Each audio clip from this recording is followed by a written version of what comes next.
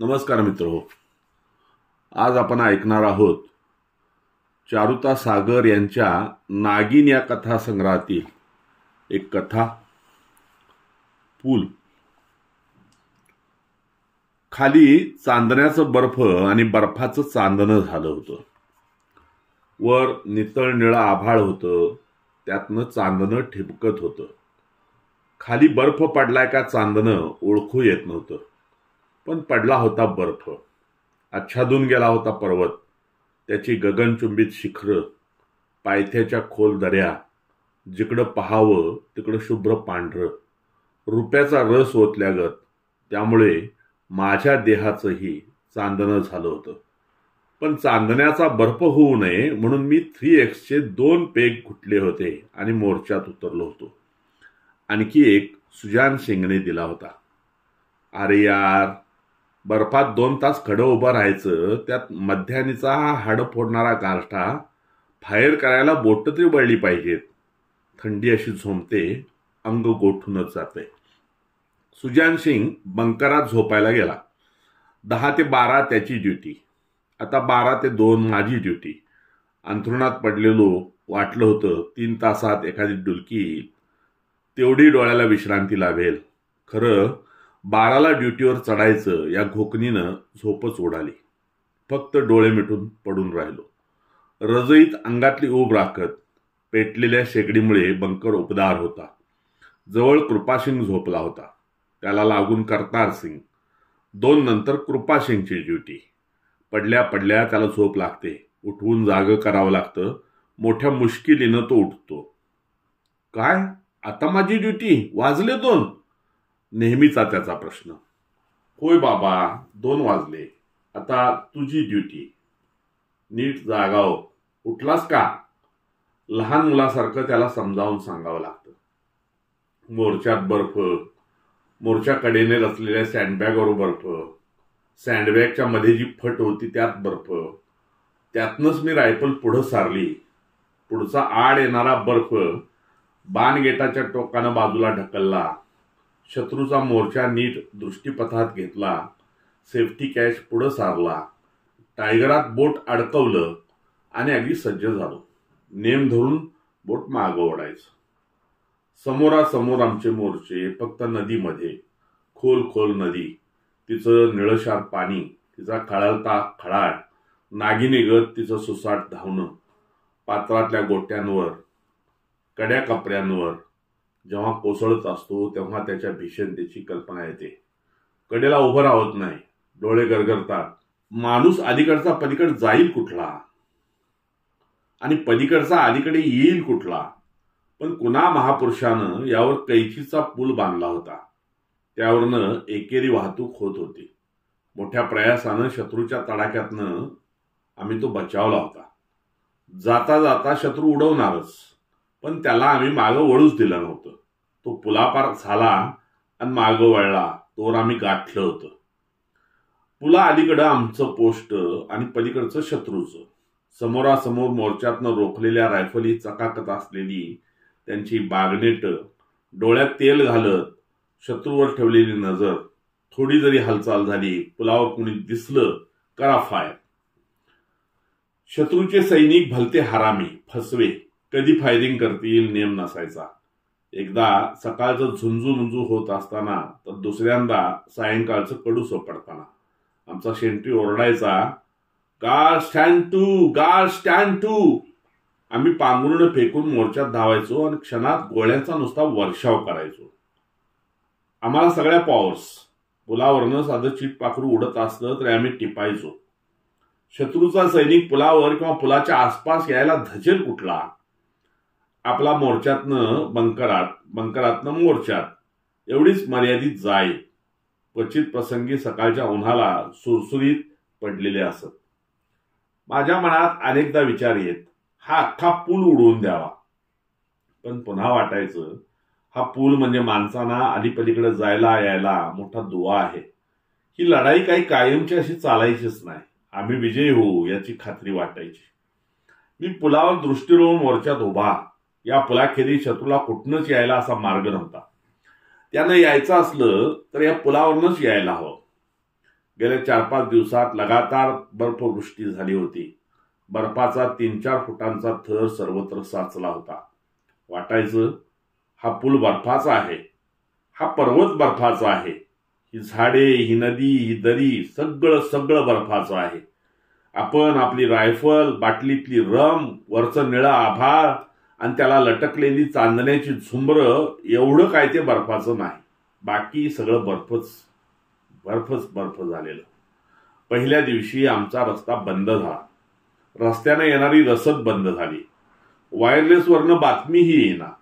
आमचा मागील कंपनीशी संपर्क होता तो संपुष्टात आला आणि हा आमचा आघाडीवरचा मोर्चा एकाकी पडला. आता काय करायचं? हा हिमपात काही थांबायचा दिसत नाही. लक्ष्मीनारायण सचिंत होऊन बोलला. नाही, असा बर्फ पडायला लागला तर 3-4 दिवस तरी पडतोच. सुजान सिंगनं भर घातली. आपल्याकडं ड्राय राशन किती आहे? असेल एक 4-5 दिवसांचं. आणि सिगरेट्स, रमचं एक खोकं, जिनचं अर्ध. सिगरेट्स आहेत जीप ब्रँडच्या, सगळ्यांनी नको म्हणून फेकलेल्या. जातील का 5-7 दिवस? सहज. मी बंकरच्या तोंडाशी बसलो होतो. बर्फवृष्टी होत होती. कृपाल सिंग मोर्चात उभा होता. त्याच्या हेल्मेट, स्नो कोट, रायफल यावर बर्फ पडत होता. तरी त्यानं आपली नजर शत्रूवर रोखून धरली होती. या बर्फाचा फायदा घेऊन त्यानं ऍडव्हान्स होऊ नये. मला 205 फील्ड रेजिमेंटची आठवण झाली. शत्रूचा पाठलाग करत ऍडव्हान्स झालेली रेजिमेंट, एकाएकी हिमपाताला झालेली सुरुवात, दुर्गम पहाडी प्रदेश, ना रस्ते ना नकाशाचा मागमूस, पुरं रेजिमेंट बर्फात गाडलं गेलं. कसल्या विचारात आहेस? हरबंश म्हणाला. काही नाही, बर्फ पडायला लागलाय, बघत बसलोय. शेगडीत कोळशे टाक, बंकर गरम राहू दे म्हणणार होतो. आठवते का 305 अशीच बर्फात गोठून गेलेली? परत वाटलं असं आपण बोललो तर यांचा धीर खचेल. मी बोललो नाही. आणि हेही खरं होतं. हा हिमपात असाच होऊ लागला तर आमची अवस्था याहून वेगळी नव्हती. मध्यान भरात आली होती. चंद्र डोक्यावर आला होता. वारा पडला होता. एक शब्द फेकला तर दरीत कडा कोसळावा अशी भीषण स्तब्धता होती. थंडीनं अंगात हिवरं भरलं होतं, पण रायफलचा बट खांद्याला लावलेला ढळू दिला नव्हता. का शत्रूच्या मोर्चावरची नजर. त्या मोर्चातल्या सैनिकांची बारीक सारीक हालचाल चांदण्यात दिसायची. मोर्चातनं तो डोकं वर काढायचा आणि पुन्हा सँडबॅगच्या फटीतनं बघत राहायचा. माझ्या लक्षात येईना, विजेच्या खांबासारखा स्थिर उभा राहणारा पहारेकरी या क्षणी असा का हालचाल करतोय? कदाचित हा बघत असावा आमच्या मोर्चावर कुणी पहारेकरी आहे की नाही. मी माझ्या डोक्यावरचे हेल्मेटही दिसू देत नव्हतो. 6 फूट खोलीचा मी मोर्चा खोदला होता. वर सँडबॅगचा थर. शत्रूच्या कसल्याही फायरिंग पासून पुरा बचाव व्हावा, आपणास उलट त्याच्यावर फायरिंग करता यावं. अमलशाने मोर्चातनं तो बाहेर आला. दुसऱ्या पहारेकऱ्यास उठवायचं असेल किंवा एखादा मद्याचा घोट घ्यायचा असेल, असले जीव घेण्यात थंडीत सारखा उभा राहून मरतोय काय? शत्रूच्या मोर्चावरचं दिवसा सगळं दिसायचं. सकाळच्या उन्हाला बसून त्यांचं चहा पिणं, 2-2 तासाला पहारा बदलणं, बर्फावरनं खेळणं, 10च्या दरम्यान जीपमध्ये येणारं जेवण उतरून घ्यायचं, पुन्हा सगळ्यांनी रिंगण करून जेवायचं. जवळजवळ सगळं आमच्यासारखं. आमच्या मागे 30 मैलांवर बेस कॅम्प. पहिल्यांदा तिथून रसद खेचरावरनं यायची. परत आम्ही जीपचा रस्ता केला. तो दिवसातनं 17 ठिकाणी कोसळायचा. लागलीच डागडुजी करून आम्ही जिवंत ठेवायचो. त्यांचा कॅम्प कितीसा मागे होता कळायला मार्ग नव्हता. आमच्या ओपी पोस्टला देखील त्याचा ट्रेस लागला नव्हता. मी रायफल सरसावली, फायरिंगच्या पोझिशनमध्ये घेतली आणि तो काय करतोय निहाळू लागलो. बर्फात आम्ही कुणी पहाऱ्यावर नाही असं समजून पूल उडवून द्यायचा किंवा पुलावर सुरुंग पेरून ठेवायचा. शत्रू कधी काय करेल याचा नेम नसतो. तो थोडासा तिथंच रेंगाळला आणि समोर नजर टाकत पुलावर आला. मला प्रश्न पडला, हा आपल्या बंकरमध्ये न जाता पुलावर का आला? आला नव्हे, पुढे पुढे सरकू लागला. उडग्या एवढ्या बर्फातनं चिखल तुडवीत आल्यावानी. गार्ड स्टँड तू करावं का? आपणच गोळी घालावी? कशाला इतरांची झोप मोड? असल्या गारठ्यात फायरिंग? चिमणी टिपल्यावर टिपू, पण नको, इतक्यात नको. असला बर्फ, ही रक्त गोठून टाकणारी थंडी, स्वतःचा जीव वाचवायची पंचायत, आणि हा कसला पराक्रम गाजवायला बाहेर पडला हे तर बघावं. माझी जिज्ञासा अधीर झाली. आपली गोळी कधी वाया जात नाही, रनिंग टार्गेट ही कधी हातून निसटत नाही, याला तर सहज उडू याची मला खात्री. डाव्या हाताला रायफलचा पुढचा भाग उचलला, अचूक नेम धरला, पहिल्या गोळीलाच खाली कोसळायला हवा असेच करून पुन्हा गार्ड स्टँड टू करावं. मी डोळा ठेवून त्याच्या हालचालीकडे पाहत राहिलो. काही क्षण असेच गेले. पुन्हा वाटलं यानं काही आपल्याला बहादुरी मिळायची नाही, त्याला जिवंत पकडावं, आपणास हवा असलेला त्याच्या मागील बेस कॅम्पचा ठाव ठिकाणा मिळवावा. त्याच्या अभावी तर आपणास ऍडव्हान्स करता येईना, किंवा तो सुरुंग पेरत असताना त्याला उडवावं, नाहीतर सुरुंग पेटवीत असता गोळी झाडावी, लगेच धावत जाऊन सुरुंगाची पेटती वायर फेकून द्यावी, परत सरपटत यावं. असलं काही जीवावरचं खेळल्याखेरीज आपल्याला बहादुरी मिळायची नाही. नाहीतर आहेच आपले रोजचं, रात्रंदिवस करायच्या ड्युट्या, घालायचे शॅल्यूट, खोदायचे बंकर, पाडायचे मोर्चे. जसवंत सिंगानं नाही का मोर्चात पडलेला हातबॉम्ब परत शत्रूवर फेकला आणि हवालदाराचा झाला नायब सुभेदार. आपल्याला आता संधी चालून आली, साधवून घ्यावं. चांगलाच तो तावडीत सापडलाय, सोडायचं नाही. मी रायफल जाम रोखून धरली. तो जसजसा पुढे येऊ लागला तसतसे माझे बाहू पुरू लागले, मन अस्वस्थ होऊ लागलं. क्षणात त्यानं हातबॉम्ब आपल्या मोर्चात फेकला तर आपल्या मोर्चाचा धुव्वा उडेल, बंकरमधून बाहेर पडणाऱ्या सैनिकांवर तो दुसरा फेकेल आणि सगळा पूल आपल्या कब्जात घेईल. असला काहीतरी त्याचा बेत असल्याविना तो इतका चालून यायचा नाही. मी त्याच्यावरचा नेम तसुभर सुद्धा ढळू दिला नाही. चाप ओढायचा अवकाश, जागच्या जागी कोसळाय हवा. परिस्थिती आपल्या काबूत आहे. त्यानं आता निम्म्याहून अधिक पूल ओलांडला होता. मी त्याच्या मोर्चाकडे नजर फेकली, तिथं आणखी काय हालचाल दिसते काय बघावं म्हणून, पण शुभ्र बर्फराशी शिवाय तिथं काही दिसत नव्हतं. भीषण शांतता सर्वत्र पसरली होती. नदीच्या प्रवाहाचा खळाळ कानांवर आदळत होता. माझा तर्क चालेना. तो तर निकट 150 पावलांवर आला. याला वाटायचं तो निश्चित आपल्या मोर्चावर चालून आलाय. आम्ही सगळे बेसावत झोपलोय ही त्याची खात्री. भूपेंद्र सिंगने इटालीच्या एका आघाडीवर असाच मोर्चा उडवला होता. त्यात त्याला व्हिक्टोरिया क्रॉस मिळाला. पण लगेच दुसरा विचार यायचा, नाही, तसं नाही व्हायचं. हा आमच्या बंकरभोवती सुरुंग पेरून जाणार. पण काही असो, विषयाची परीक्षा नको. काहीतरी वेगळंच घडून बसेल, त्याला तिथंच हॉल्ट करावं आणि गार्ड स्टँड टू म्हणावं, म्हणजे त्याला जिवंत पकडता येईल. हॉल्ट, मी आवाज एकवटून म्हणालो. तो एकदम दचकला. हुई जीत फ्रेंड, थोडा दम घेत तो म्हणाला. मला विलक्षण वाटलं त्याच्या फ्रेंड शब्दाचं. शत्रूच्या मोर्चावरचा तो पहारेकरी मोर्चातनं माझ्या देखत आलाय. मी पाहतोय आणि हा फ्रेंड म्हणतोय कसा.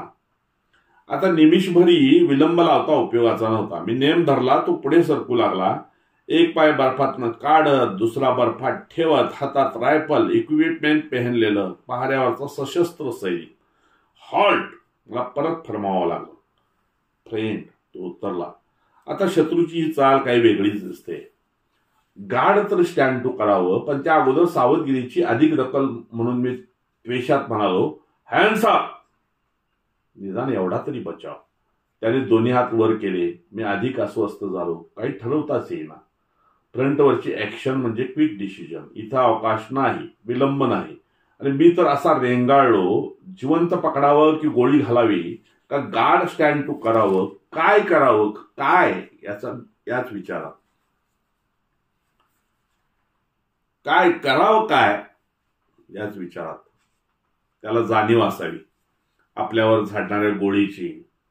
शत्रू पक्षाकडे असं उघड उघड येणं म्हणजे साक्षात काळाच्या दाढीत लोटून घेणं. भुजंग दिसत असता त्याच्या तोंडात बोट घालणं. मी स्तब्धच. रायफलचा नेम मात्र त्याच्यावरचा ढळू दिला नाही.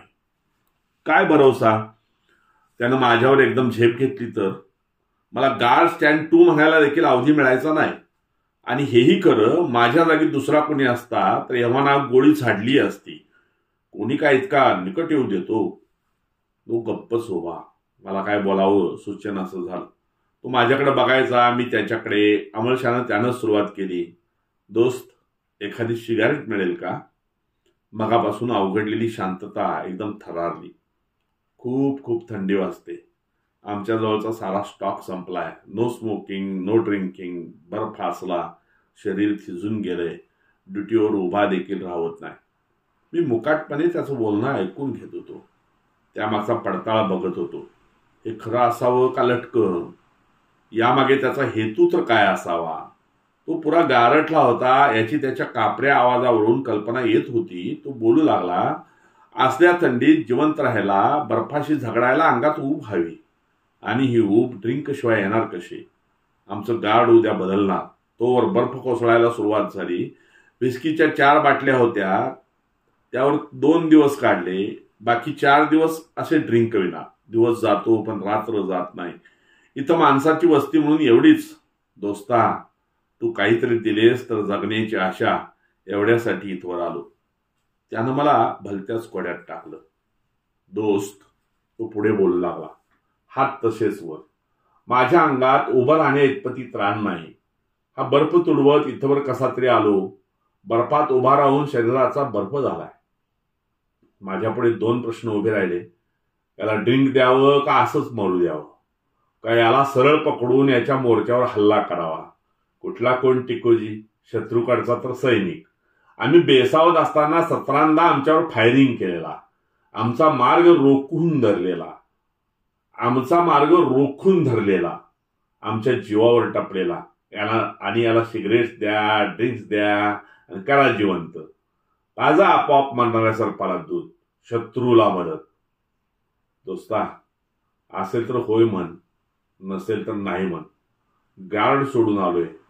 मध्यान टळत आली. आता उत्तर दिशेचा वारा सुटेल. मला जायला कठीण होईल. नाहीतर तू झाडली असतेस गोळी, मी काय करणार होतो? एवढंच. ते सगळं विसरून म्हणालो, ठेव ती रायफल खाली. उतर अंगावरचं इक्विपमेंट, बेल्ट आणि उभा राहा. तो कैद्यागत निशस्त्र झाला. मी हातात पिस्तूल घेतलं व मोर्चातनं बाहेर आलो. हो पुढं. तो पुढं, मी मागं, त्याच्या पाठीशी पिस्तूल धरत. आता काही गडबड करशील तर फुकट मरशील. बजावलं. बंकरात आलो. आता तो सर्वस्वी माझ्या तावडीत सापडला होता. त्याला इथं काही गडबड करता येणं शक्य नव्हतं. त्यानं माझ्याकडे मान वळवून पाहिलं. शेगडी जळत होती. बाकीच्यांच्या झोपा लागल्या होत्या. मी टॉर्च घेतला. त्याचा झोत उजव्या कोपऱ्यातल्या खोक्यांवर टाकला. तिथं आहेत बघ सिगारेटची पाकिटं. तुला हवी तेवढी घे. त्यानं माझ्याकडे पाहिलं. हा घे. हो पुढं. क्षणभर त्याला खरंच वाटेना. तो तसाच उभा राहिला माझ्याकडे पाहत. तुला सिगारेट्स हव्यात ना? मग घे ना, बघतोयस काय? तुला हव्यात आहेत तेवढ्या घे. मला परत म्हणावं लागलं. तेव्हा तो खोक्याकडे वळला. 10-12 पाकिटे घेतली, खिशात घातली. त्या पुढच्या खोक्यात रमच्या बाटल्या आहेत, बघ त्यात. घे तुला 2-3. धनलोभ्याचे डोळे धन बघून जसे चमकावे तसे त्याचे डोळे मद्याच्या बाटल्या बघून चमकले. माझ्याकडे बघत बघत त्याने 2 बाटल्या उचलल्या. पुरेत? घे आणखीन एक. भीत भीत त्यानं आणखी एक उचलली. शेगडीच्या जवळच्या टेबलावर रमची बाटली होती. पेले पडले होते. त्यात 2 पेग ओतले. घे एवढी, म्हणजे परत जायला अंगात ऊब येईल. नको नको. अरे एवढी. पेला उचलून त्याच्या हातात दिला. त्यानं ती एका दमात सोकली. ओढ सिगरेट पाकिट पुढे केलं. दोस्त, फार फार आभारी आहे. फार फार. अरे यात कसले आभार? त्याचा ऊर भरून आला. आवाज गदगदला. शब्द ओले झाले. माझा हात दाबत म्हणाला, दोस्त. त्याला पुढे बोलायचं होतं पण शब्दच मुके झाले. धन्यवाद.